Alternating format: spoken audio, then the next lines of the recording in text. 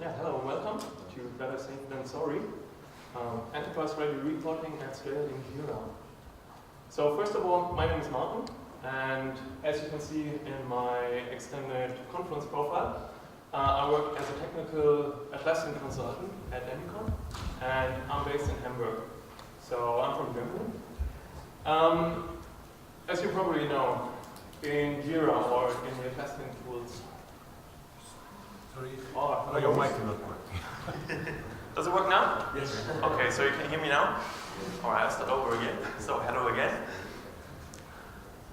Yeah, welcome to the talk, Better Safe Than Sorry. As you can see, my name is Marten. In my conference profile, you can see that I'm working as a technical Atlassian consultant at demicon. And I'm based in Hamburg, so I'm from Germany. And as you probably know, you can do a lot of use cases with Jira or the Atlassian tools in total. So you kind of have to specialize in specific use cases, otherwise you can't cover it all. So in my case, I focus on scaled multi-project management and ITSM. But let's focus on the scaled agile thing today. Yeah, I'm working for demicon, so there you go. We're an Atlassian Platinum Solution Partner. So as you can see, we do a lot of stuff with the Atlassian tools. And further, we're an AWS Advanced Partner as well. So I was kind of happy to hear yesterday when Marten, he said that one of his customers is hosting on AWS. Yeah, I was kind of glad to hear that. But yeah, today we focus on the Atlassian part, so I won't talk about AWS. And although Jira is a real agile tool, you can see the agenda that I'm going to focus on today looks a little bit more waterfally. So I'm going to talk about the portfolio management setup in our scaled environment, just so you know how we created the hierarchy, what we've built there. And then I'm going to talk about how you can keep track of your progress of your projects, as well as how you can keep track of the budget, because obviously that's an important thing as well. After that, I'm going to talk a little bit about teams and how you can analyze the work of your teams, and if the teams are still on track, or if there's any measures that have to be taken. So yeah, that's like the last part. And after that, we should still have a few minutes left for a little Q&A, so I can answer a couple of your questions, if there are any. And yeah, so let's dive in. I'm simply going to ask how many of you are working in a scaled environment or have customers doing that? Just to get a rough picture, it's like 4, 5, 6, 7, so it's not that many, so there's a lot of potential, that's great. And apparently Atlassian saw that potential as well, otherwise they wouldn't have bought Agile Craft recently. Just to get you a little bit on board, I'll walk you through the hierarchy that we've built. It's based on 4 levels. If you're familiar with SAFe, you already know those ones. The top level is portfolio level, so it's really like the highest level. We implemented that in a way, it's just one Jira project, and for every classic project you kind of start, or you want to analyze if you want to start it or not, you create one simple issue in that project. And that represents the whole scope. So you can set a start date, you can set an end date, you can set a rough estimation, like portfolio story points. We use the custom field for that, which is like 2,000 story points or 10,000 story points, depending on how much complexity the whole project will have. The next level is the value stream. It's an optional level, so I'm not really focusing on that one today. I'm going to skip that, but just to paint the full picture, I'll put it on there anyway. The third one is the program level. So in SAFe, you have agile release trains. They are placed there. And yeah, it's kind of like wrapping teams into like a bigger thing, but the teams are working on one big thing in total. And then the last thing, or the last level, is the team level. So that's where the actual teams are working, and they do their sprints, they start their sprints, they work on their sprints, they finish the stories, and after that, they finish the sprint, and yeah, they start over again. Just to give you an impression of how the linking structure looks like, I included a little snippet of structure, starting with the portfolio level. So we have a couple of issues there, and if I just extend that one, you can see we have the value stream issues. If I can extend that one as well, we see the features, and I can extend that one too, and there you see all the issues on team level. And that view, you can already see that on portfolio level, we're keeping track of the budget. So how much budget did you actually assign to that project? And you can also see that on feature level, we estimate or we plan the costs.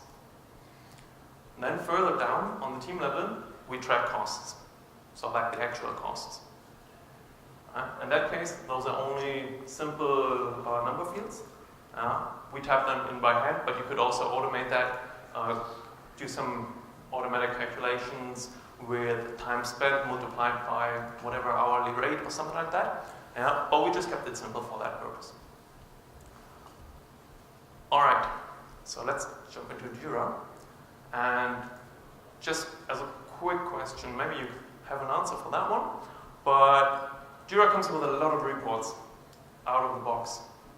So if you have an implementation like this, how can you keep track of your projects? No answer? That's good, because you can't.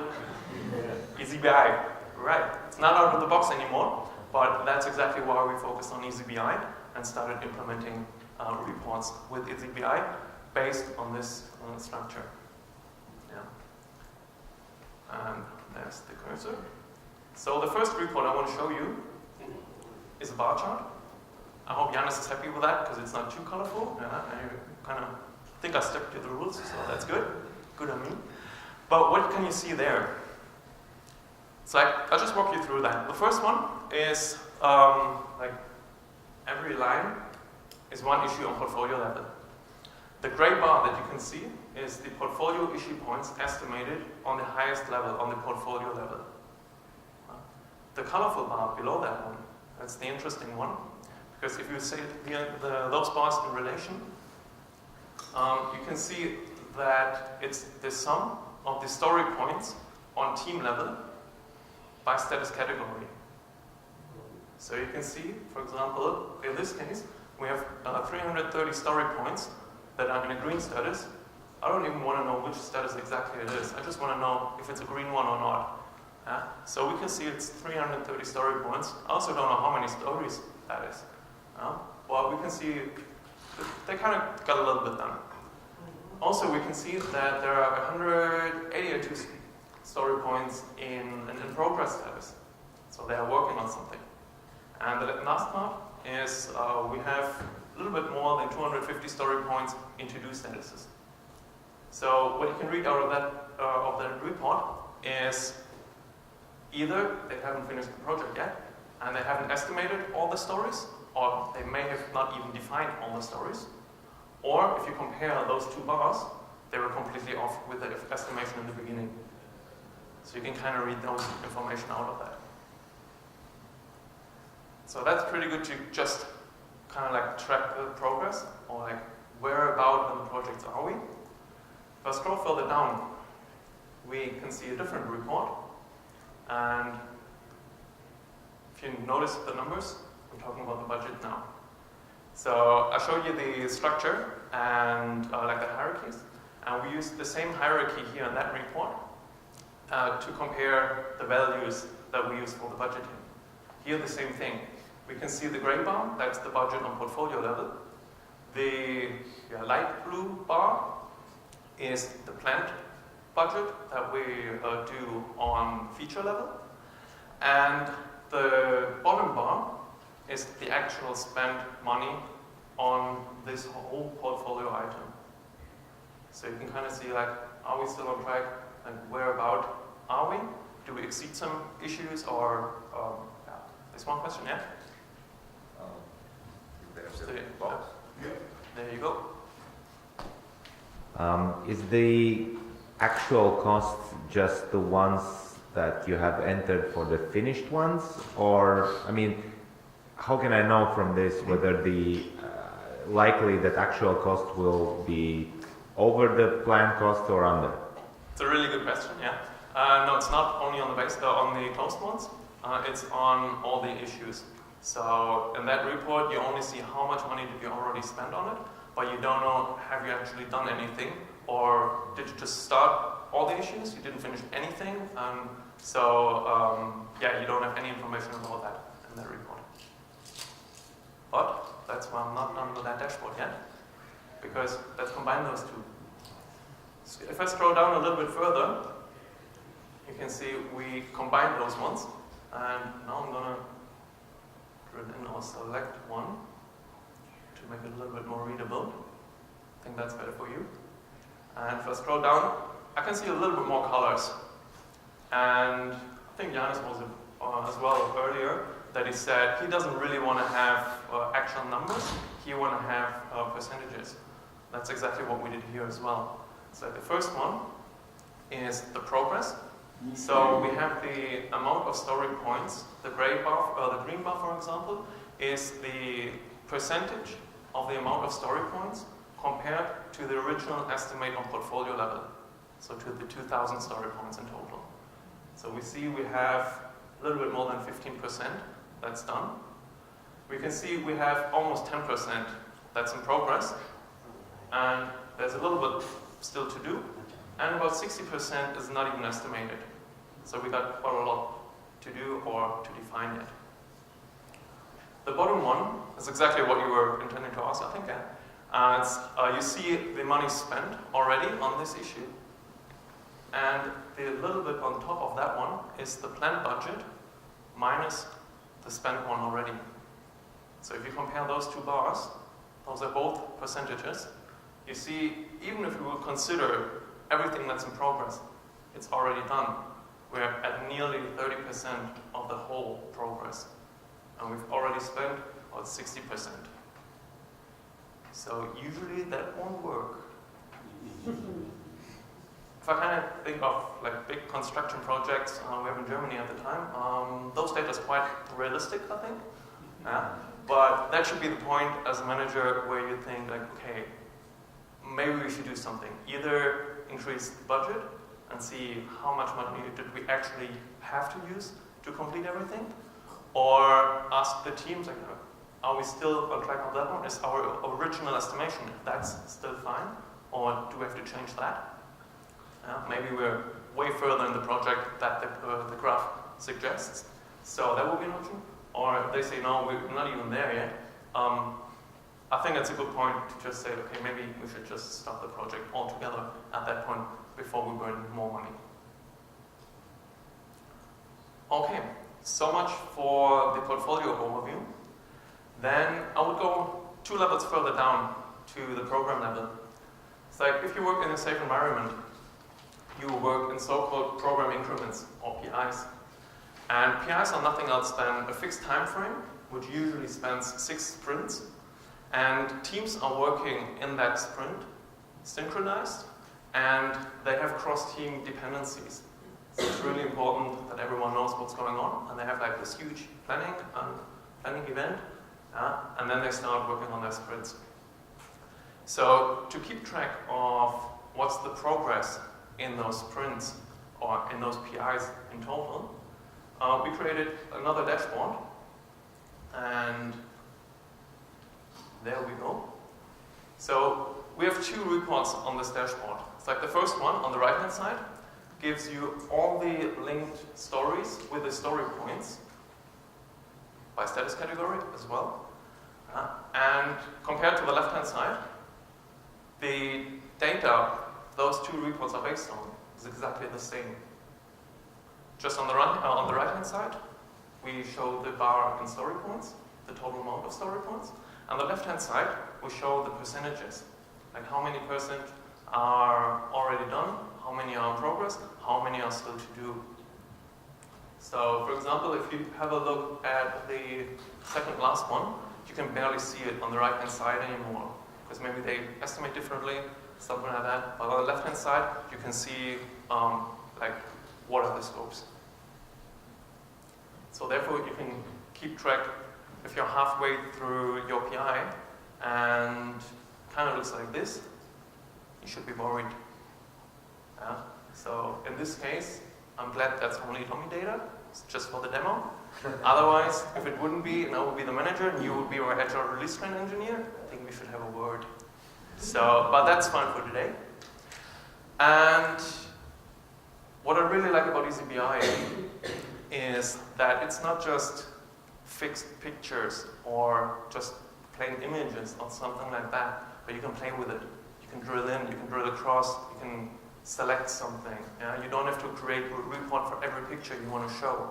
So, for example, if I want to see what's going on in this program increment, I can just click on it, say drill across, and because the teams are based on projects, all the projects are based on teams, you can see there are two teams working on this one, and I see the first team, apparently they didn't do anything yet, and the other team, they were quite good. Which leads me to the next point. How can you keep track of the work of your teams? And how can you keep track of the reliability of your teams?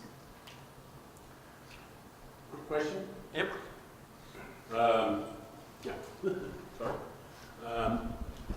Does this mean that you have an issue for every PI? Yes. Okay. In that case, we implement. There are several ways how you can implement PI planning or PIs in Jira. You can use fixed versions. We use issue types for that. But there are several ways. So yesterday we've seen, I don't know who was it, like someone presenting something with Insight, yeah, in one of the lightning talks. So there are several ways. And but yeah, you're correct. We chose to do it with special issue types. And then all the features are linked to that. Exactly. Yeah. And then the stories are linked to the features. And yeah.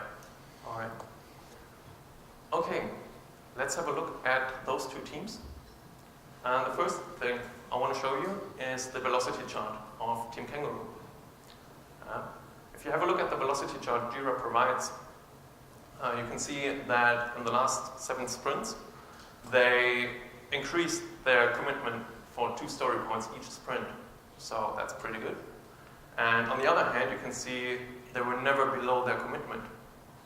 So from a Scrum perspective, if I have a look at that chart, it's like an out-of-the-book team, right? It's pretty solid. The next team we want to have a look at is Team Koala. First thing we might notice is they don't estimate 50 story points or 50 and more, but they stick to their 21 story points. So some people might say, yeah, they just estimate differently, so they still get the same scope done, but they just estimate differently. Others might say, yeah, they're koalas, they sleep 20 hours a day, they can't get anything done, but let's assume it's the first one. So we can see the first sprint, they matched the commitment. Second one, they were a little bit below, third one as well, then a little bit above, but they were only above this the commitment just once. So it's, yeah. So if I ask you, which team is more reliable, what would you say? Did they have normalized story points? No. But does it matter at that point?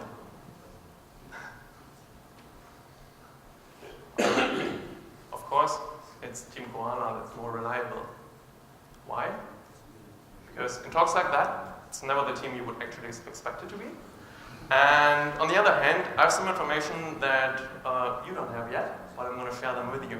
So let's have a look at another team, at another report, or a dashboard in fact, built with eazyBI. And that's this one. We have a look at Team Koala again. Maybe you notice something. It looks pretty familiar, pretty similar to the one I've just shown you, right? Well, there's one slight difference. It's like in the velocity chart of Jira, they exceeded their commitment in 1 sprint. They don't do it here. Why is that? It's pretty simple, because this report just shows us the committed story points which is the gray bar, so same as the Jira velocity chart. But the green bar, it's not the completed story points, but the completed story points that have been committed to. It's a huge difference. The Jira report completely ignores that one. So what you can see here is that Team Koala, they're not so bad actually.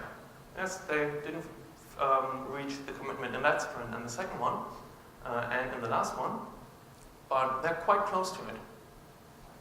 And if I scroll down a little bit, I can see the total amount for that PI. So I can see from those 126 story points they committed to, they finished 118. It's not so bad, I think. Let's have a look at the jumpy kangaroos. How did they perform? If I scroll down a little bit further, we see the same report, just based on a different project. Doesn't look that great now, does it? Same report, but you can see there's so many scope changes. They still got things done, but not the stuff they actually had to work on, or they should have worked on, they committed to.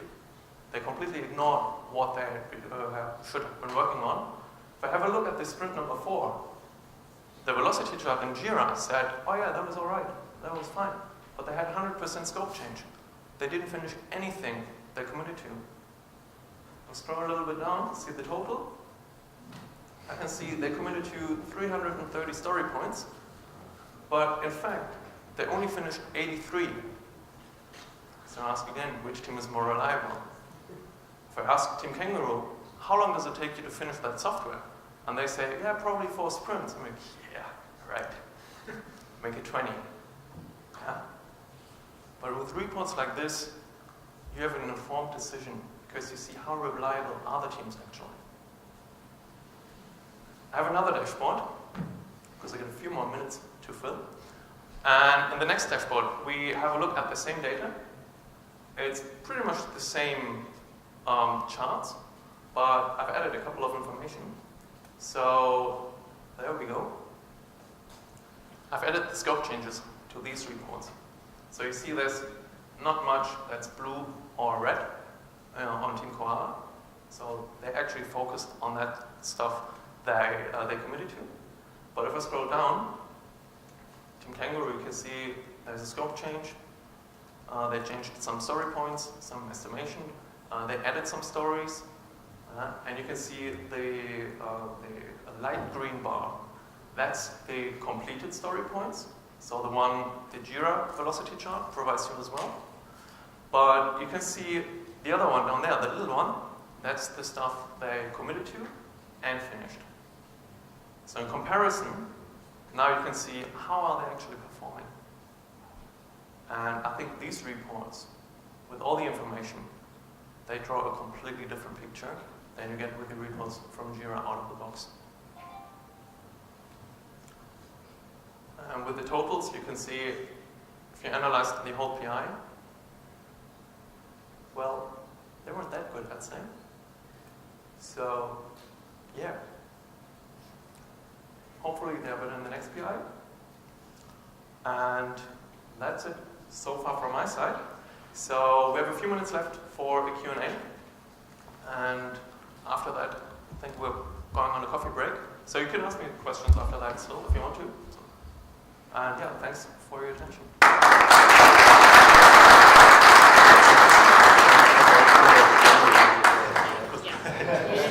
I was waiting for that. This is like my domain. How do you connect the levels? What do you use? Do you use links, parent links, epic links? It's basic Jira standard linking. So no add-on required or anything. It's basic issue links.